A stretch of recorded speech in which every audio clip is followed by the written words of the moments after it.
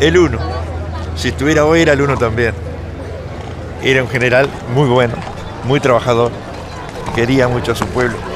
Me llamaron hoy. Si quería llevar la bandera de Artigas. Y vos dirías que no. Si te toca a vos dirías que no la llevaba.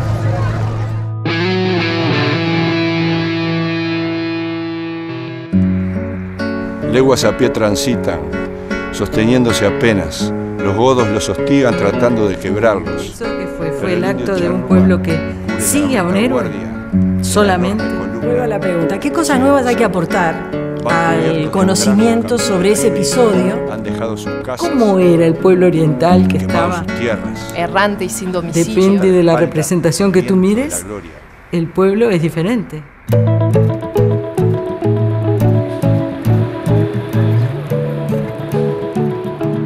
Bueno, la georreferenciación es una forma de ubicar un punto del territorio con coordenadas geográficas que puedan ser usadas en forma general por todos los usuarios. Esa es la idea de la georreferenciación de la ruta del éxodo. En ese momento no existía la ciudad, pero estaba el camino real que cruzaba en diagonal la ciudad de Santa Lucía. Y llegamos al primer punto importante, que es el paso del Santa Lucía. O sea que la necesidad de tener mapas existió siempre desde el momento que se empezó a navegar, más que nada. Nosotros tenemos el archivo gráfico de planos del Ministerio de Transporte y Obras Públicas, que dispone de cerca de 800.000 planos.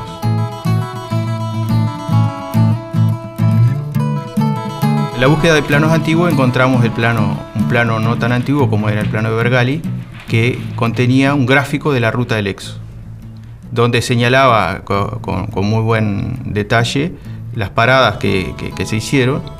Entonces, la primero que nos propusimos fue digitalizar ese plano y hacerlo disponible para su uso en Internet. Por lo que estuvimos hablando con la gente de historia, ellos tienen puntos en la ruta en los cuales hay certeza de que Artigas estuvo ahí, pero ellos no tienen esos puntos georreferenciados.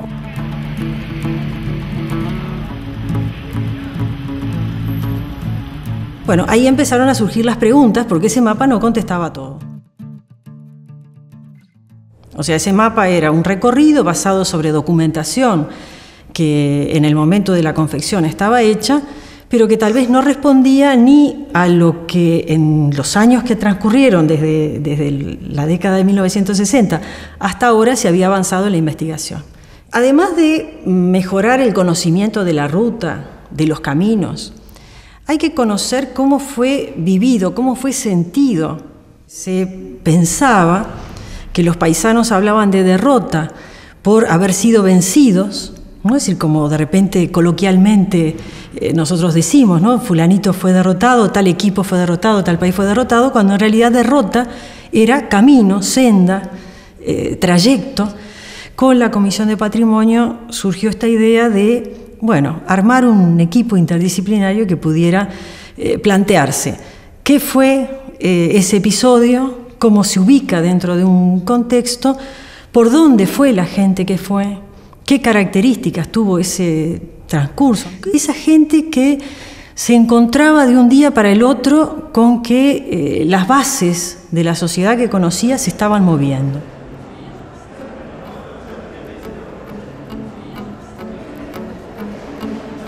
Nosotros lo que hacemos es marcar todos los trillos. El paisaje muda y de repente hubo un trillo que fue realmente el... Sí, pero además tenés toda la variación de las márgenes y eso, ¿no? Sí, acá ha avanzado, sí que avanzó. Tratar de identificar si hay restos de asentamiento, si hay modificaciones del paisaje, de llegar al lugar y poder reconocer qué materialidad puede estar asociada a ese hecho histórico. Ese es el trabajo un poco nuestro. En este caso vamos a trabajar con los diferentes pasos sobre los cursos de agua. Nunca se había hecho un trabajo de esta naturaleza científica, entiendo yo, porque hay una sistemática que le trata de sacar ambigüedad y vaguedad a todas las versiones previas. Este aparato, que es un restituidor fotogramétrico digital, permite observar el terreno en tercera dimensión, permite medir el terreno dentro de esa tercera dimensión, lo que le daba a los antropólogos y a los historiadores una mejor forma de poder cotejar si eso que veían tenía o no algo que ver con la documentación que estaban analizando. Identificar los posibles lugares donde pudo haber pasado el éxodo, identificando trillos que llegaban hasta los ríos, hasta los arroyos, y buscando otros elementos que sirvieran a ellos cuando fueran a campo, ubicarse y decir, bueno, por acá estaba el trillo, por acá estaba, por acá pueden haber pasado. Y así, de esa manera, poder ir dándole materialidad al camino, ¿no? Porque en este caso, para nosotros arqueólogos, el camino lo vamos a tratar como un artefacto. Tiene un interés social muy grande los caminos, porque es a través de ellos que circulan personas, ideas.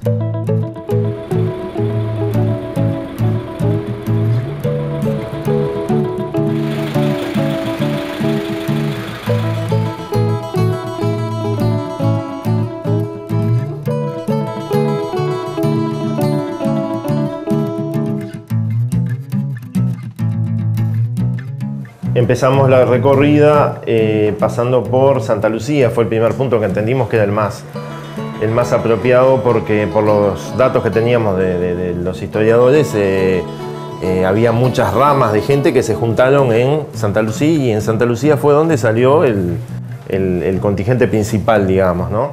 Y tenemos como un cuello de botella que es el cruce de Santa Lucía.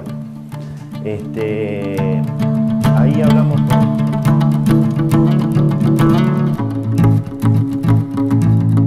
En esa época no había alambrados, no había caminos trazados, digamos, había huellas, senderos.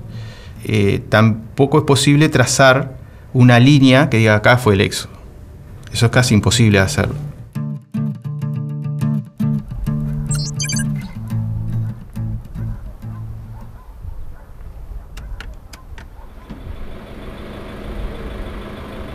Esto es un GPS, te permite georreferenciar un punto, dándole coordenadas, latitud, longitud. La antena esa lo que hace, capta señales de por lo menos 4 a 6 satélites mínimo. En este caso creo que estamos en 8 o 10 satélites. Y se ubica haciendo cálculos matemáticos con respecto a la distancia de cada uno de esos satélites. Estamos en el Paso de los Carros, en el departamento de San José. Digamos que es un punto clave porque de alguna manera significa la salida de la migración de las familias, porque este es en el punto que el 23 de octubre de 1811 el ejército oriental se entera el contenido de las cláusulas del armisticio, que toda la jurisdicción de la banda oriental quedaba en manos del gobierno españolista de Montevideo. Por un lado estaban las fuerzas revolucionarias comandadas por el gobierno instalado en Buenos Aires, y por otro las fuerzas españolistas en Montevideo. En un primer momento parecía que la revolución iba a triunfar porque rápidamente pudo poner sitio a la ciudad. Montevideo era un puerto, entonces se podía alimentar porque podía mandar embarcaciones a buscar ganado en algún lugar. También podía buscar alianzas y entonces comunicarse con Río de Janeiro para que vengan portugueses. Y también podía hostilizar a Buenos Aires porque con la marina podía bloquear el puerto. Montevideo larga entonces estas posibilidades de sobrevivencia y parece que hay como un empate. Pero en realidad no es un empate, porque la revolución no era peleada solamente en la banda oriental, sino que también se peleaba en el Alto Perú, en lo que es hoy Bolivia. Y allí las tropas españolistas empiezan a avanzar, las tropas revolucionarias empiezan a ser derrotadas. A su vez, los portugueses ingresan al territorio oriental y hacia octubre de 1811, la conducción revolucionaria en Buenos Aires decide pactar. Y Buenos Aires tenía sus propios problemas, ¿no? Lo que pasa es que la historiografía nacionalista, en el sentido más duro, tiende a enfocarlos desde ese lugar, ¿no? Pensar en los orientales como los buenos y los porteños como los malos, cuando en realidad lo que nosotros tenemos que hacer es una lectura más amplia, más regional, y ver cuál era la realidad de la que estábamos hablando. La opción de emigrar es una opción que tiene varios sentidos. El sentido de la sobrevivencia, porque quedarse podía significar quedarse o para ir presos o para ser atacados por los portugueses, en definitiva, para, perder sus bienes, sus personas, sus familiares. Precisamente de la otra orilla hacia acá fue que cruzó la marcha del Éxodo. El paso se sigue usando hoy en día, o sea que las características deben de permanecer más o menos iguales. ¿Cómo tanta gente con tanta precariedad pudo sobrevivir y realizar algo que nosotros hoy lo vemos como algo heroico? Pero para ellos era sobrevivir a una situación muy compleja, muy precaria. Primero que las condiciones materiales son mínimas, ¿no? A lo sumo podrán tener una carreta que se podrán ir turnando para estar sentados, pero si no después mucho es al andar caminando o a caballo. ¿Cuál es la composición social de esta población que emigró? Se registra alrededor de 900 familias que estarían componiendo un total de 4.426 personas más o menos. La cantidad de esclavos que cada familia lleva, cuántos carruajes. Si todas estas cifras le sumamos, es decir, como para tener una idea de alguna manera de cuál era la dimensión de este movimiento poblacional, tendríamos que incorporar lo que es el ejército artiguista, que son unos 4.000 efectivos. En ese sentido, si uno analiza esos datos, primero se visualiza de alguna manera la heterogeneidad. Es una alianza militar la que hace Artigas con los minuanes y los charrúas. Ellos participan, pero con mucha autonomía, es decir, no hay una convivencia, es decir, en este grupo humano que emigra con los charrúas o los minuanes. Tienen sus propios campamentos, es decir. Se estimaba que el ejército artiguista contaba con 40.000 caballares. A esos 40.000 caballares que continuaba, digamos, que también había que arrear y hay que sumarle los bueyes, entonces se hablan de unos 8.000 bueyes y después todo el ganado que era como para el consumo diario. 900 familias, con 800 carretas, con 40.000 caballos. Realmente creo que nos puede ilustrar un poco mejor lo que fue este emigrar. Digamos, supongamos que entre 30 a 40.000 personas en el conjunto de los territorios entre el este del río Uruguay, el norte del río de la Plata y Océano Atlántico y la línea fronteriza con el Brasil. ¿Cuántos emigraron? En realidad nosotros podríamos estar pensando que una tercera parte, ¿no?, como número muy aproximado de la banda oriental, acompañó a la marcha. Es un número realmente importante. Suriano es el lugar donde empezó todo y tiene mucha historia. A través de mucho tiempo he estado trabajando con los libros parroquiales de toda la zona, no solo de Mercedes. Hemos encontrado que, por ejemplo, van los padres de Venancio Benavides, que fue uno de los que dio el grito de Asensio. Van los padres del Fructuoso Rivera, que después fue el primer presidente del Uruguay. En primer lugar, todo el detalle que contiene este censo, porque menciona desde los carruajes, los hijos mayores de edad, los hijos menores, las mujeres, los esclavos varones, las esclavas mujeres y los totales de cada una de las familias, ¿no? De forma especial está en la última página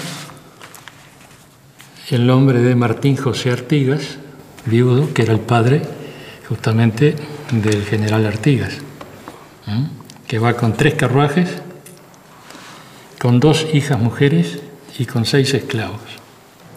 Y en esta página están una serie de familiares de Artigas: Pedro Artigas, Narcisa Artigas, Juan Artigas, Manuel Artigas, Modesta Artigas, Nicolás. En fin, se ve que todas las familias y las familias colaterales también participaron acompañando la marcha del Éxodo. Hay como una relación de alguna manera también de solidaridad afectiva, es decir, también te acompaño en esto, ¿no? Como que la convivencia de tantas personas siempre trae, digamos, algunas licencias, digamos. Y es interesante, por ejemplo, el capellán, es decir, el sacerdote que había sido nombrado como Figueredo, que había sido nombrado capellán del ejército artiguista, de este pueblo, él llamaba a este pueblo errante y sin domicilio para definir su curato, porque en realidad era un curato que se trasladaba. Por ejemplo, él dice, bueno, las jóvenes ya no están seguras al lado de sus madres. Hay como el temor de que se están yendo al bosque solas y como que, bueno, era la oportunidad que tenían, de alguna manera, de salirse dentro de esa sociedad antiguo régimen, la sociedad colonial, que es extremadamente estricta, ¿no? En relación sobre todo a las mujeres, ¿no? A cuál era el lugar que tenían que ocupar. Hay una cantidad de bautismos de niños que habían nacido, digamos, durante este periodo, que aparecen con sin padre conocido o padre del ejército artiguista, pero sin dato más. Entonces, de alguna manera, sí, la convivencia, e incluso uno piensa que la revolución y la guerra atraviesa todos los ámbitos. El ámbito de lo privado y el ámbito incluso de la moral no son ajenos a ellos. Cielito de los gallegos, ay cielito del dios Baco, que salgan al campo limpio y verán lo que es tabaco. Los cielitos. Y bueno, eran generalmente coplas, cuartetas hirientes hacia los godos, hacia los españoles que estaban dentro de la muralla, en el sitio. Se acercaban a la noche y con una guitarra que sería seguramente, como dicen en algunos lugares, un timple, un guitarrillo, una guitarra muy humilde, cantaban estas coplas para desanimar a quienes estaban adentro, ¿no? Cielo, cielito, mi cielo, canto estrellado con sol, voz y arma de mis paisanos, cielito y mensaje de fogón. La noche entibia el silencio de los sueños al correr, y en la garganta secallos, cielito, nos vamos para volver.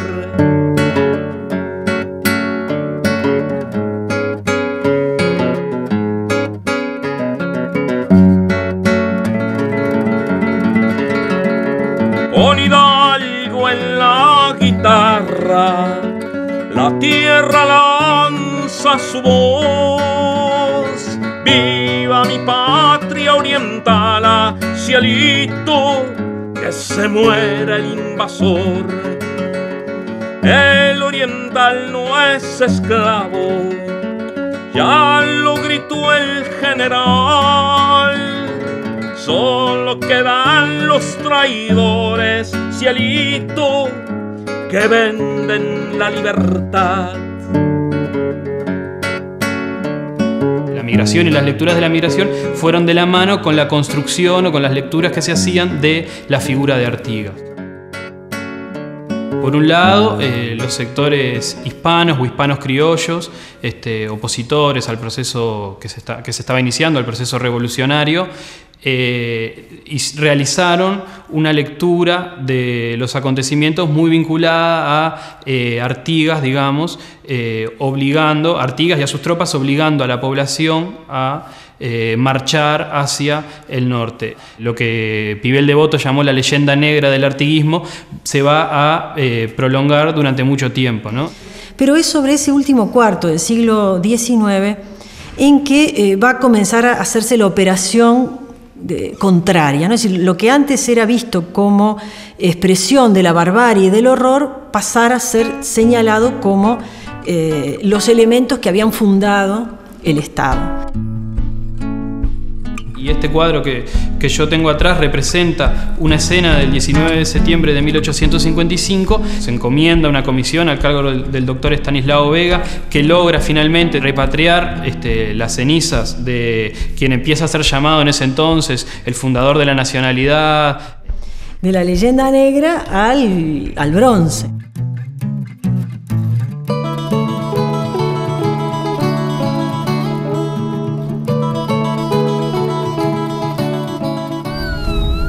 Estamos por acá, ¿no, Rafa? Sí. Buscalo a ver si lo encontrás. Apago. Bueno, estamos armando la base de GPS Ahí en el punto ese que buscamos, es un fierrito que pusimos, un mojón que está georreferenciado con una base del servicio geográfico con cotas conocidas, con coordenadas. En la primera vez que vinimos pusimos la base allá y marcamos este punto más cercano, que es de mucho más fácil acceso que el que teníamos allá, ¿no? Entonces ahora vamos a armar la base acá con las coordenadas que tenemos conocidas, y con eso podemos georreferenciar el paso que vamos a buscar del Yapeyún al Río Negro, ¿no? Sí, convendría bajar derecho al río y después caminar por la orilla seguro, caminar hasta el Yapeyún. ¿A cuánto estamos más o menos? Y teníamos el punto 009, ¿te acordás que habíamos marcado allá? Y bueno, ahora vamos a tratar de seguir ese mismo rumbo para ver si podemos llegar, porque acá nos podemos perder muy fácilmente por la vegetación y los árboles. Es medio complicado, pero yo puse navegar al punto 9 y es 1 kilómetro 200 más o menos, en aquella dirección.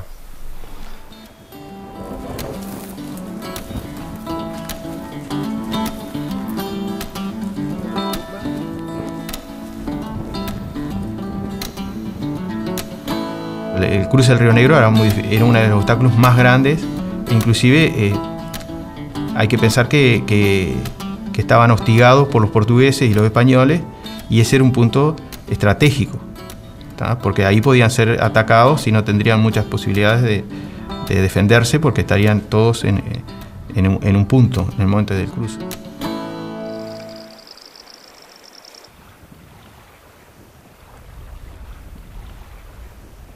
El éxodo en el arte ha sufrido una evolución en su representación.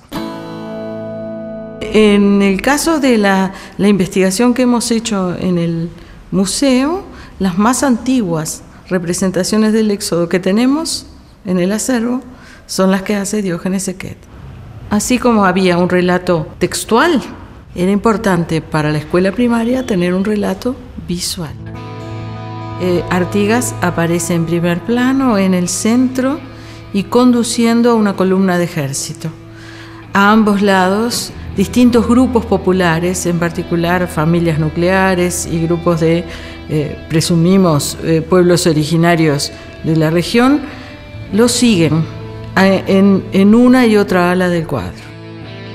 De la representación frontal, centrada en Artigas como héroe y conductor, pasamos a una representación lateral, en el caso de Benzo, en donde el pueblo oriental, el pueblo que sigue a Artigas, no está solamente siguiendo, sino que Artigas se mezcla con ese conjunto de personas que conforman la columna del éxodo. Que la figura de Artigas desaparece plásticamente de algunas representaciones. Y es muy interesante porque al éxodo se le da un carácter místico. En la historia de nuestra sociedad corresponde a la formación de la nacionalidad.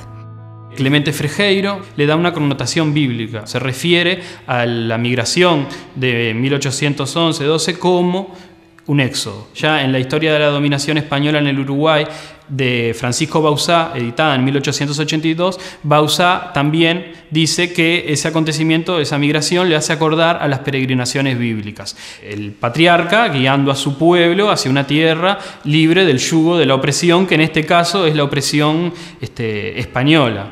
Barrán cuestionaba esa idea del héroe creador. Y concluía Barrán que en realidad Artigas había sido, sí, efectivamente un conductor, pero que también había sido conducido. Es decir, que los planteos y a veces las posiciones tan duras de Artigas no habían sido obras exclusivas de él, sino que en realidad él había sido empujado por la gente que lo acompañaba a tomar esas decisiones. Que esa idea de un héroe creador que minimizaba el papel del pueblo en realidad solo había servido a las clases conservadoras de todas las épocas.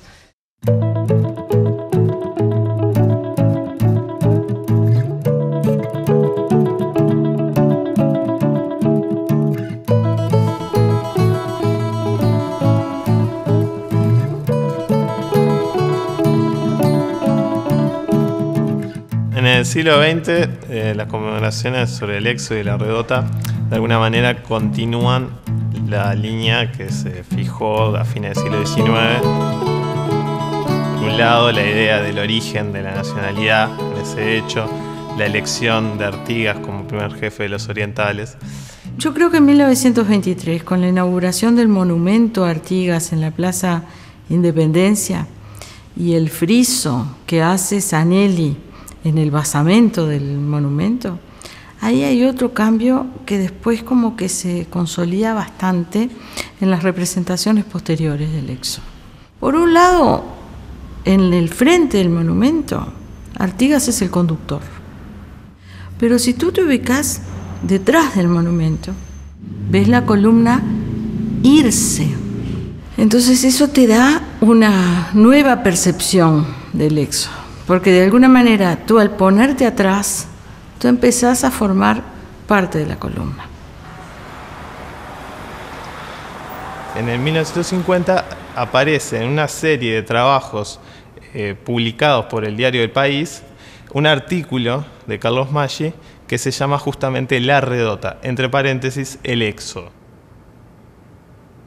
Carlos Maggi dice que esa palabra hace alusión más al sentimiento que imperaba en los protagonistas del momento, o sea, el hecho de la redota hace alusión a la derrota, pero también al derrotero, o sea, al irse del lugar donde ellos vivían.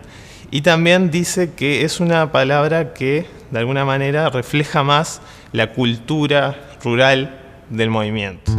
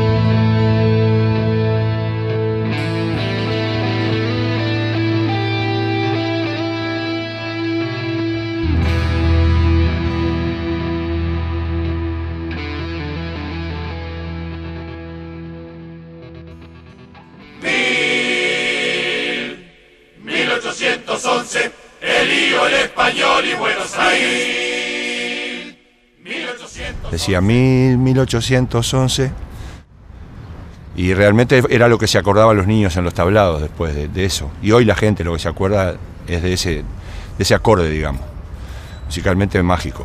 Entonces yo me levanté una mañana, escribí todo porque tenía un libro de Artigas y consultando el libro la escribí. Era el momento de decirle a la gente que estaba llegando de vuelta el éxodo del pueblo oriental, simbolizándolo porque no se podía nombrar Artigas, porque la censura te lo tachaba.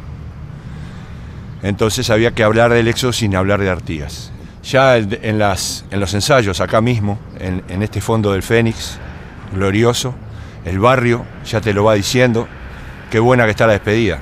Y lo confirmamos cuando en el Teatro de Verano, después de ir la primera vez, a mí me llama la comisión de censura, me llevan en un camello de la sede del Tanque Sisley, que hay un tablado, para el Teatro de Verano, y ahí me reúnen con todo el jurado y la comisión de censura, y me dice que si no saco la despedida, no se sabe qué pasa.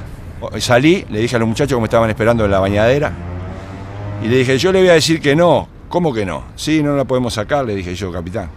Con todo respeto, ¿no? Pero dice, bueno, pero entonces van a salir séptimo.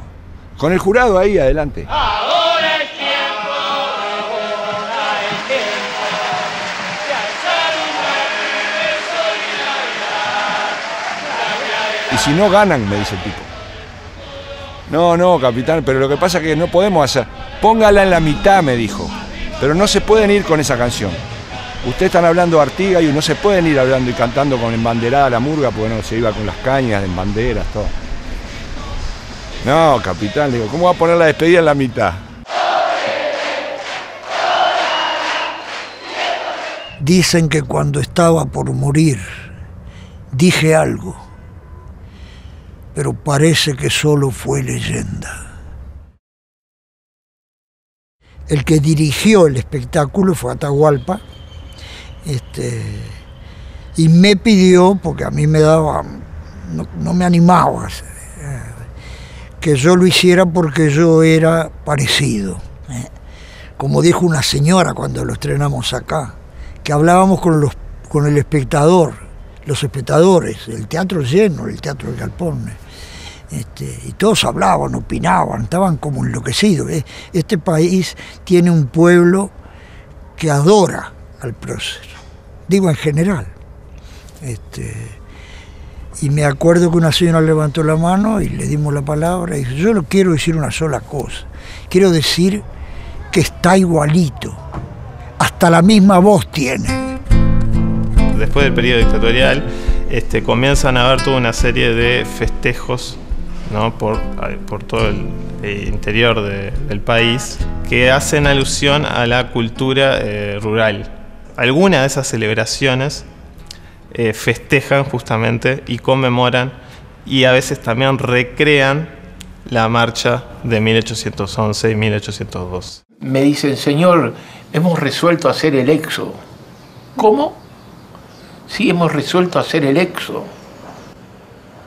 Sorpresa y media fue que me llevé cuando ellos tenían la idea de hacer el éxodo en Río Negro, pero no en documento, sino hacer el recorrido que había tenido. Y bueno, y entonces ahí maduró la idea, es decir, primero la etapa de conocimiento, cómo debíamos hacerla, qué hacerla, cómo hacerlo. Ello significaba un sacrificio para ellos, porque eran 3 días, el éxodo en el departamento de Río Negro se hizo en 3 días. La primera etapa fue Paso de Yapeyú, sobre el Río Negro, hasta Paso de Ministro. Eran 34 kilómetros y lo hicimos en 6 horas 10 minutos. No era solamente rememorar haciendo el recorrido, sino que en cada campamento, es decir, nosotros traíamos las escuelas de los aledaños y ahí ellos, los estudiantes, habían preparado, es decir, canciones, había un equipo de baile, conversaba, por supuesto, hablaba yo también. Hasta se daban el lujo los chiquilines, después de haber caminado 40 kilómetros, jugar al fútbol con los niños de la escuela. Una cosa es lo que se recuerda, lo que se conmemora, es decir, lo que se recuerda junto, y otra el conocimiento historiográfico. Y a veces lo que se recuerda no es necesariamente lo que pasó, sino las distintas reconstrucciones que de eso que pasó se hacen. ¿Cuál es el papel de los historiadores entonces allí? Uno diría, bueno, el historiador, que es el convidado de piedra, es el que viene a decir, no, pero mirá que esto no fue así, que esto no pasó por acá y fue por allá. Yo creo que no, yo creo que el papel de los historiadores es contribuir a dar explicaciones que permitan que se comprenda mejor lo que pasó. De otra manera, la historia quedaría muy alejada de la gente. Estamos sobre el Chapicuí Chico, sobre el paso sobre el Chapicuí Chico, donde nosotros entendemos que estamos frente a un segmento del camino del éxodo, pero conviene aclarar de que el éxodo no encargó un camino, no produjo un camino propio para el hecho histórico del éxodo. Lo que hizo esa gente fue trasladarse por las sendas que existían previamente por la gente que ocupaba la región y que tenía que resolver los problemas de tránsito y de circulación. Los pasos están asociados a afloramientos rocosos, que es lo que dan la posibilidad y la mayor seguridad de atravesarlos. Pensemos que estos cursos de agua los atravesaban mujeres y niños. Un elemento interesante también es el que se puede apreciar claramente la senda, el trillo y la picada en el monte y la alteración del relieve natural, que es una barranca que aquí ha desaparecido producto del tránsito de la gente a lo largo de miles de años. Y entre toda la gente que usó este trillo, pensamos nosotros que justamente el éxodo pasó por acá. Esto de definir un camino a los fines de una investigación como un artefacto es algo muy común en la jerga arqueológica, pero artefacto, porque artefacto es aquello que fue modificado a los fines de satisfacer una necesidad humana. Aquí tenemos una picada en el monte, tenemos un trillo y tenemos sitios arqueológicos asociados. Es esta asociación de asentamientos, de instalaciones humanas y de modificaciones humanas en lugares estratégicos que conforman ese camino que utilizó el éxodo.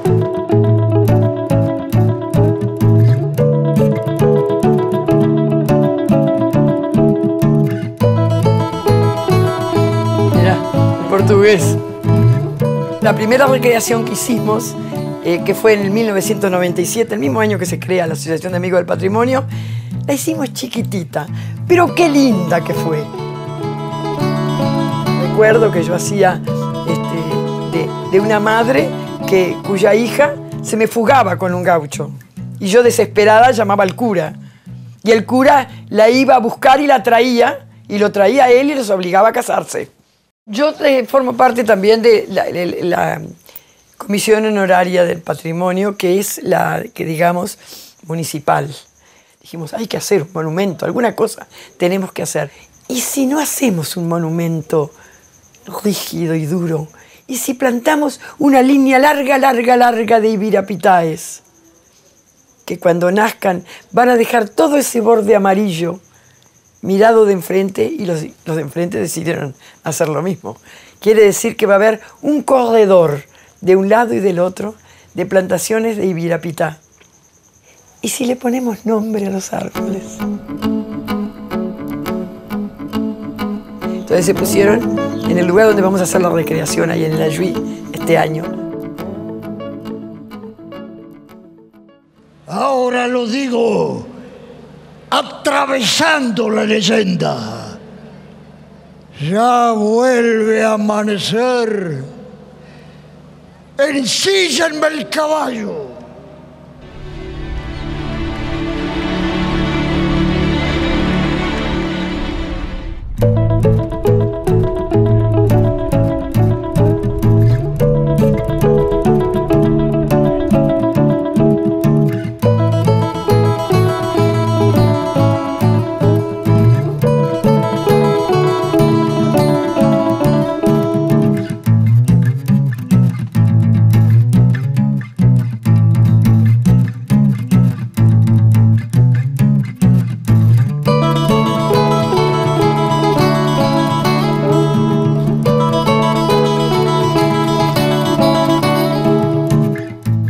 Cada vez que nosotros vemos nuestra historia, siempre nos vamos a Misiones, a Corrientes, a Uruguay, a la banda oriental más que nada.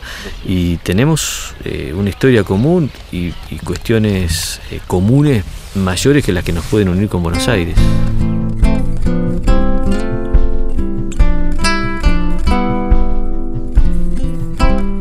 Los trabajos interdisciplinarios siempre son desafiantes porque uno parte de sus seguridades, de las seguridades de su disciplina y bueno, y esas seguridades que tiene como que entran a desacomodarse, y lo mismo le pasa a los colegas con las seguridades propias cuando se entran a intercambiar puntos de vista, posiciones, miradas y demás. Fue una experiencia nueva realmente, que nos aportó a todos, muy importante porque aportó otros puntos de vista y otras formas de investigar, con otras miradas, digamos. Y es en ese cruzar, ¿no?, de miradas distintas que se van poniendo ya con más certeza determinados mojones en la ruta que siguieron este ejército y estas familias en 1811.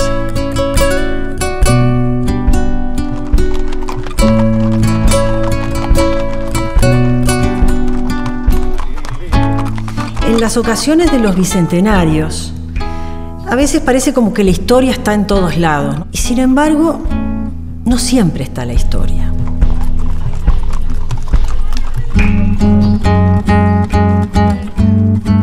Es difícil muchas veces conciliar el rigor histórico con las fiestas. Un historiador argentino, Fernando Devoto, decía, esto es una fiesta y en la fiesta los historiadores somos unos aguafiestas. Pero yo creo que se ha concitado por lo menos una gran curiosidad. Evidentemente no se aprende historia en una película. La historia se aprende estudiando a los historiadores. Pero si se despierta la curiosidad, si la gente se empieza a preguntar, pero a ver, ¿qué hacía esa gente pasando sacrificios por algo tan intangible como la libertad, como la unión de los pueblos cuando no sabían qué pueblos, cuando no tenían vía de comunicación? Eso incita a la búsqueda. Para el Ministerio tiene mucho valor porque es justamente el ir al pasado nos permite encontrarnos con las tecnologías más nuevas. Esa es la paradoja de este asunto. Para ir hacia atrás, utilizar lo más nuevo que tenemos para ubicar esos mojones que nos van a permitir a cada uno del que pasa reencontrarse con un pedazo de historia.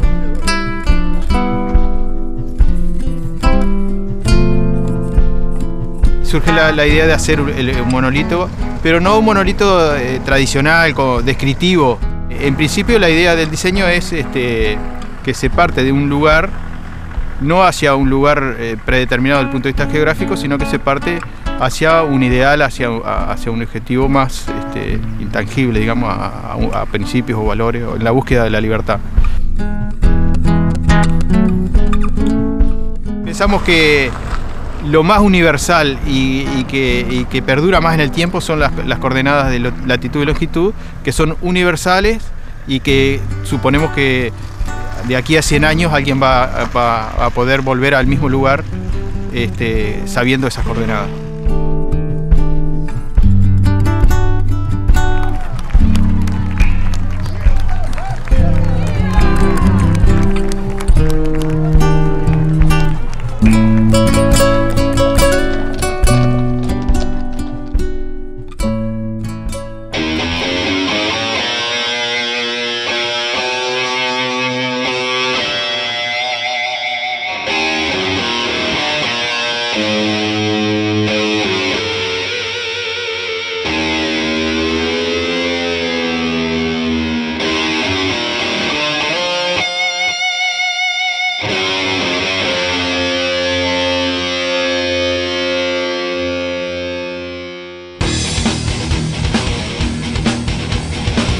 Ven a ese criollo rodeado, rodeado, rodeado.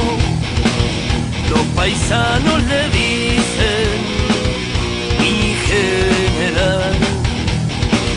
Los paisanos le dicen mi general. Va alumbrando con su voz la oscuridad. Las piedras